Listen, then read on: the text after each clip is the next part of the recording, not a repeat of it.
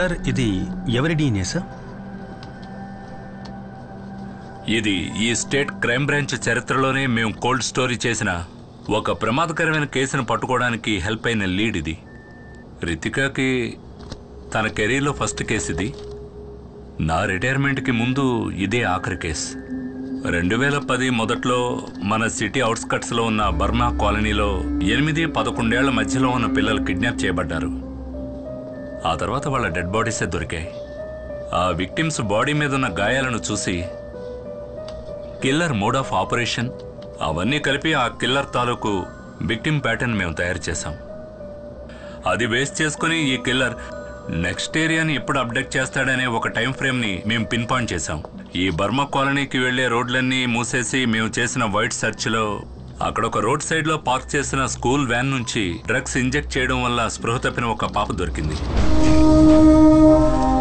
ఆ తర్వాత కొన్ని రోజులకే ఆ స్కూల్ వ్యాన్ డ్రైవర్ అరెస్ట్ చేయబడ్డాడు. ఇతనే ఆ driver.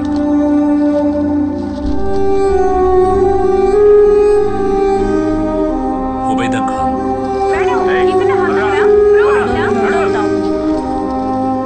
Burma colony serial killer arrest అయిన వార్త పేపర్స్లోనూ ఛానల్స్లోనూ బాగా పాపులర్ అయింది.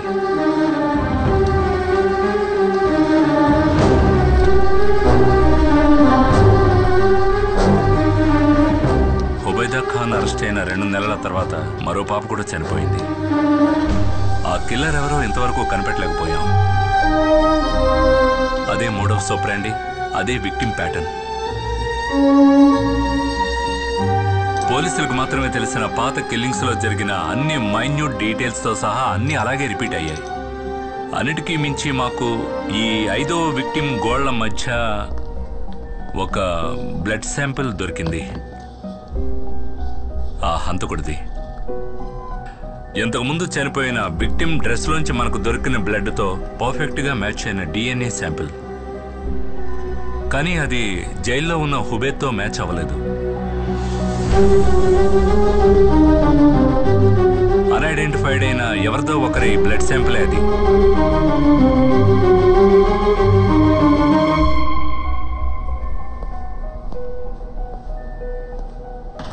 Okay madam.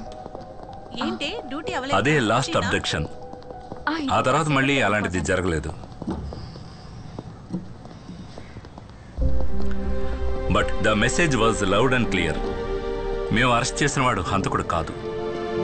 డిపార్ట్మెంట్కి అంతుపట్టని ఆ కిల్లర్ డిఎన్ఏ ప్రొఫైల్ ఇప్పుడు నా దగ్గర ఉంది. I have run hundreds of DNA test.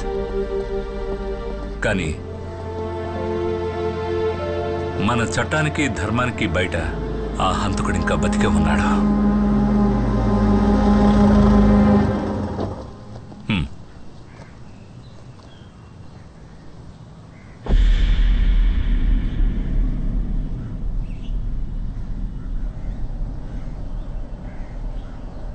హుబైదా Ahmed jail నుంచి బయటకు వచ్చిన తర్వాత ఎవరూ పనివ్వలేదు.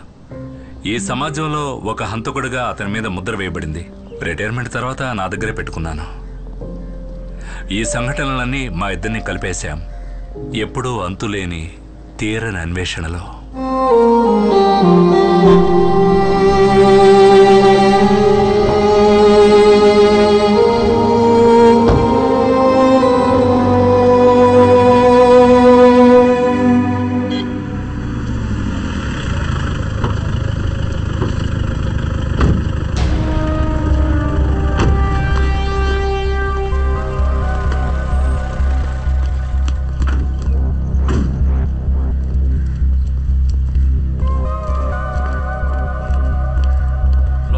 సంబంధించిన కార్యకర్త వీళ్ళ ఆపోజిట్ పార్టీ వాళ్ళు అక్కడ ఒక కర్ర పాతి దానికి జెండా ఎగరేశారు.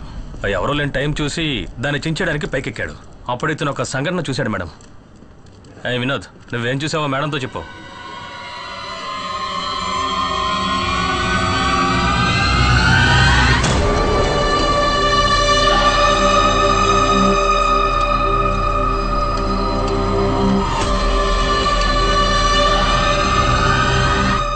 ఆ వ్యక్తి ఎలా ఉంటాడో నువ్వు కరెక్ట్గా చెప్పగలవా? మేడం, ఆ సంఘటన రాత్రి జరిగినా కూడా ఆ మొహాన్ని క్లియర్గా చూశాను మేడం. కానీ అతను అంత పెద్ద మనిషి ఏం కాదు. అతను ఒక 10-11 ఉన్న చిన్న కుర్రాడు madam.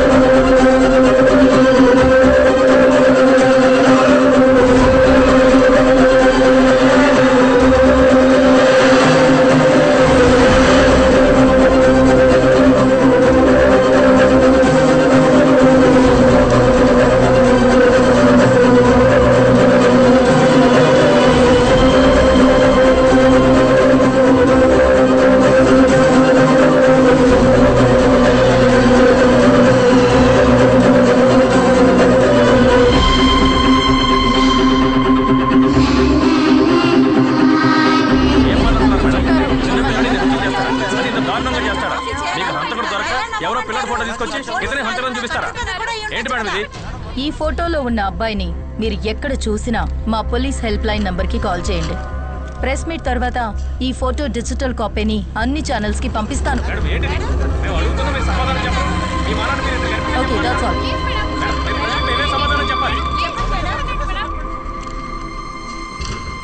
Thanks Dano. I guess it's over. Murali, ఈ ఫోటోని వెంటనే సర్క్యులేట్ చేయాలి. అన్ని ఛానల్స్ కి పంపండి. ఓకే, సోషల్ మీడియా కూడా పంపించేద్దాం మేడం.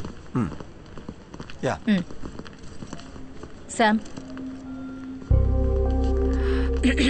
ఆ రోజు నీతో హార్ష్గా మాట్లాడాను, కానీ నువ్వు ఊహించిన వైల్డ్ థియరీ ఈ కేసుకి పెద్ద లీడ్ అయింది.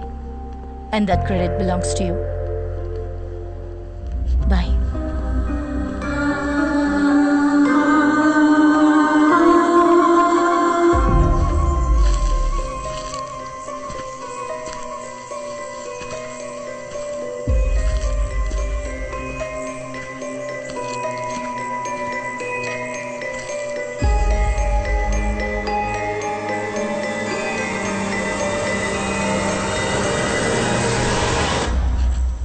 ఏంటి తల్లి ఒంటరిగా? ఈరోజు అల్ఫోన్సో సెక్షన్ ఉందిగా. అది అయిపోయింది, ఇప్పుడు ఫ్రీ టైమే. అలాగా, నాతో రా, నీకు వ్యక్తిని పరిచయం చేస్తాను.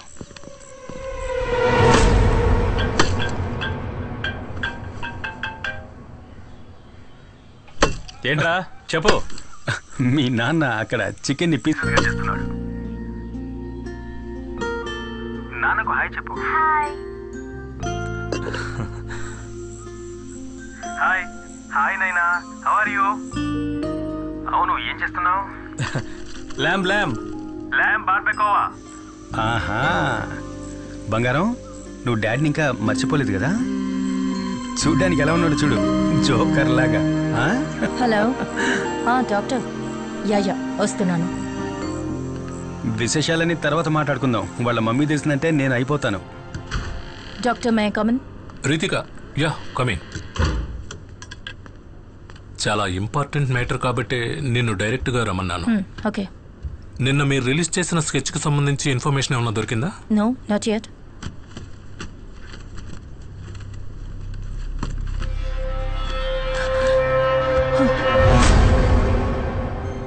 స్కెచ్ చూసినప్పటి నుంచి ఈ మొహాన్ని నేనెక్కడో చూసినట్టు అనిపిస్తోంది. కొద్ది రోజులకు ముందు జోనల్ హోమ్ నుంచి ఈ అబ్బాయిని కౌన్సిలింగ్కి నా దగ్గరికి పంపారు. పేరు రూబెన్ ఎలిట్స్. ఇప్పుడు వీడు మిస్ అయ్యాడు. కొన్ని రోజులుగా నేను ఈ క్యాన్సర్ ట్రీట్మెంట్లో బిజీగా ఉండడం వల్ల వీడి కేసు రిఫర్ చేసి క్లినికల్ థెరపిస్ట్ డాక్టర్ జయకుమార్ దగ్గరకు పంపించాను. ఆయన ఇప్పుడు లీవ్లో ఉన్నారు.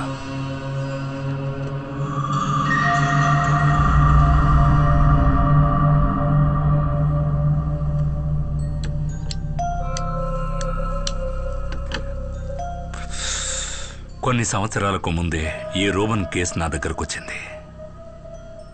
గ్రౌండ్లో ఆడుకుంటున్నప్పుడు ఒక చిన్న గొడవ వల్ల తన ఇద్దరు ఫ్రెండ్స్ని తల మీద రాయితో కొట్టి చంపడానికి ప్రయత్నించాడు ఈ 8 ఏళ్ల అబ్బాయి. ఆ రోజే నేను వాడిని మొదటిసారిగా చూశాను.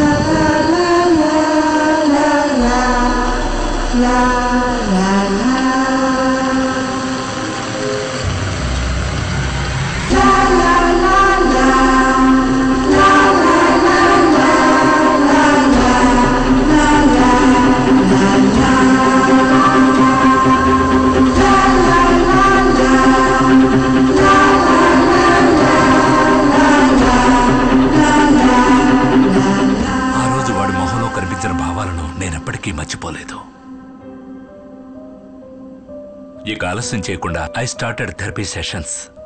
చాలా రోజుల ప్రయత్నం తర్వాత నేను మెల్లగా వాడితో కనెక్ట్ అవ్వడం మొదలుపెట్టాను.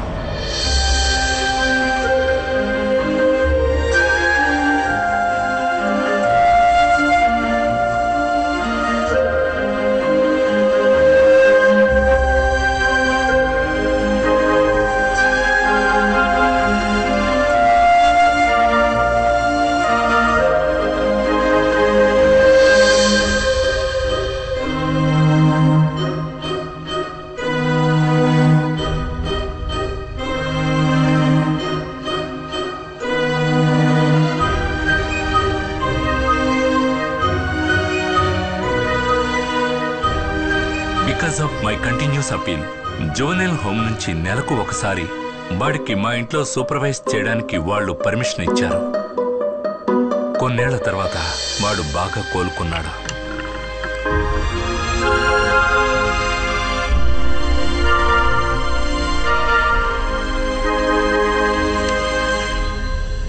కానీ 2 వారాల క్రితం అవన్నీ మళ్ళీ అలాగే అడ్డం తిరిగాయి.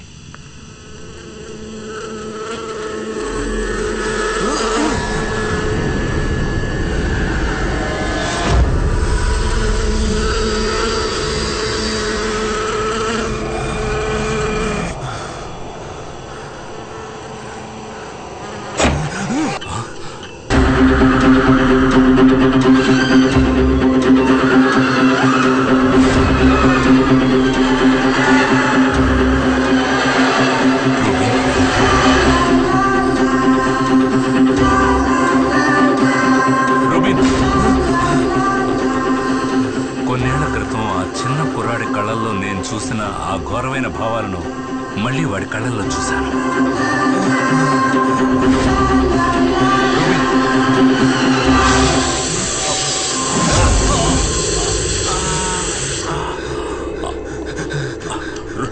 రూబిన్,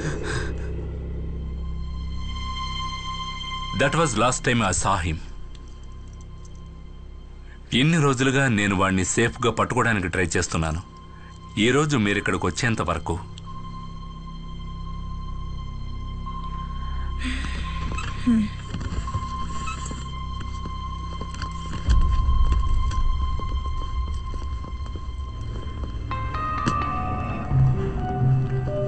శామ్,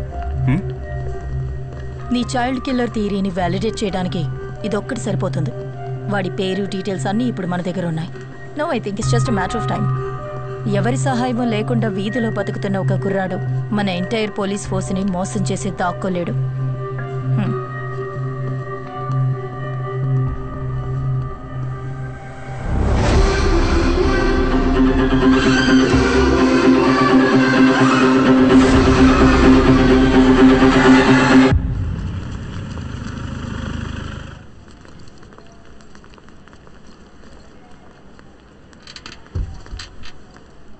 ఏంటి, ఏమైంది మీ అమ్మగారికి? పొద్దునే కింద పడ్డారు, ఇప్పుడు ఐసీలో ఉన్నారు. నూరా, నువ్వు ఇక్కడ కూర్చో అమ్మా, అమ్మ ఇప్పుడే వస్తుంది. ఎక్కడికి వెళ్ళకు.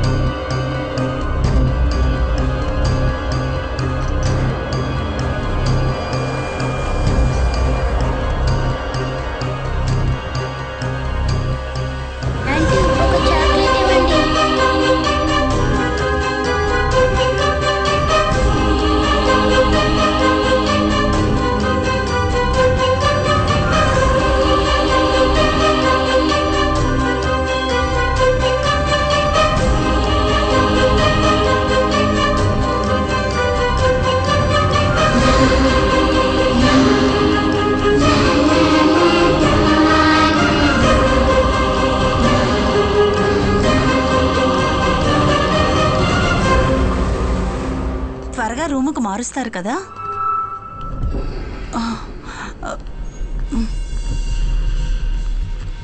పాపా,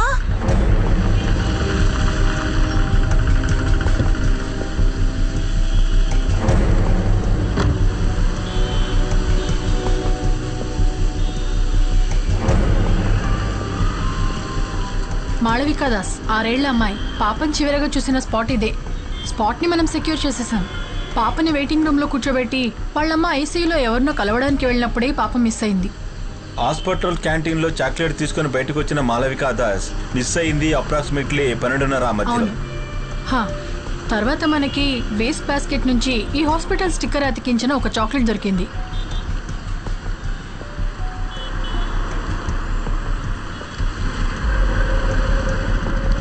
ఆయన ఎస్పీ ఐసక్ గారు కదా? అతను అవన్నీ డబ్బులు ఇచ్చి సరి చేసేసాడు.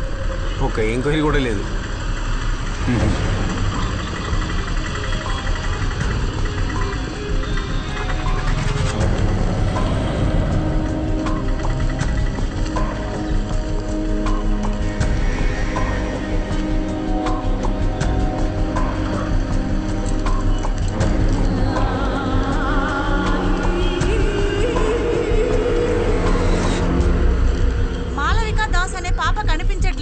దాని గురించి పోలీసులు ఎంక్వైరీ చేస్తున్నారు. పాపకు సంబంధించిన విషయాన్ని త్వరలోనే మనకి తెలియజేస్తానంటున్నారు.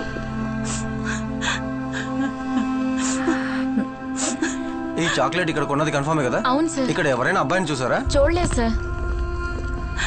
Take care of. బాగా జుట్టు పెంచుకుని ఉంటాడు. లేదు సార్, నేను చూడలేదు.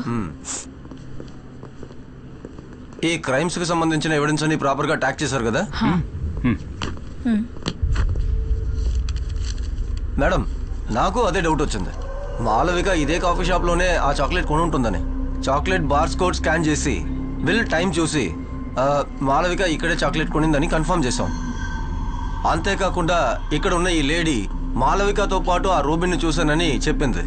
మేడం, నిజం చెప్పాలంటే ఆ చాక్లెట్ ఇక్కడే పడింది కాబట్టి మాళవికని కిడ్నాప్ చేసింది ఆ రూబిన్నేనని మనం కన్ఫర్మ్ గా చెప్పొచ్చు. సార్, ఆ చాక్లెట్ ఇక్కడ పడింది కాదు, మనల్ని మిస్గైడ్ చేయడానికి ఎవరో పడేస్తారని నేనంటాను. What do you mean Sam? ఆ చాక్లెట్ మనకు దొరికింది ఆ డస్ట్బిన్ పైనే కదా? నేను ఆ డస్ట్బిన్ని చెక్ చేసినప్పుడు ఇక్కడ పక్కనే ఉన్న ఒక థియేటర్కు సంబంధించిన నూన్ షో టికెట్ నాకు కనిపించింది. సీసా, దీనికి అంటుకున్న దుమ్ము మట్టిని గమనించారా? మధ్యాహ్నం తర్వాత పారిశుధ్య కార్మికులు వచ్చి క్లీన్ చేసేటప్పుడు వాళ్ళ వల్ల అంటుకున్న మట్టి అది. ఈ పాప కిడ్నాప్ కాబడింది అప్రాక్సిమేట్లీ మధ్యాహ్నం 12ంటికి. నూన్ షో తర్వాత ఎవరైనా సరే ఆ టికెట్ అక్కడ పడేయాలంటే డెఫినెట్గా 2:30 తర్వాత అయి ఉండాలి. ఆ తర్వాత క్లీనర్స్ వచ్చి వాళ్ళ డ్యూటీ చేసినప్పుడు దుమ్ము మట్టి కలిసిన దాన్ని డస్ట్బిన్లో పడేసి ఉండాలి.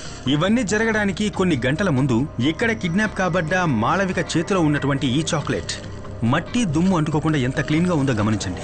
దీనివల్ల మీకేమర్థమైంది? శామ్, డైరెక్ట్గా విషయానికి రా. మాళవిక కిడ్నాప్ అయిన టైం కాదు, ఆ తర్వాత అంటే ఆఫ్టర్నూన్ 2:30 గంటల తర్వాతే ఈ చాక్లెట్ అందులో పడేశారు.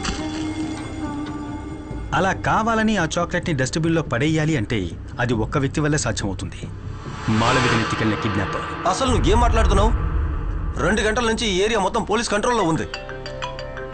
హలో, ఇంతమంది ఇక్కడ ఉండగా అబ్బాయి ఎలా వచ్చి ఇక్కడ చాక్లెట్ వేసి వెళ్తాడు? ష్యూర్. కమిషనర్ మీటింగ్, సబ్జెక్ట్ ఇదే. Come, let's go.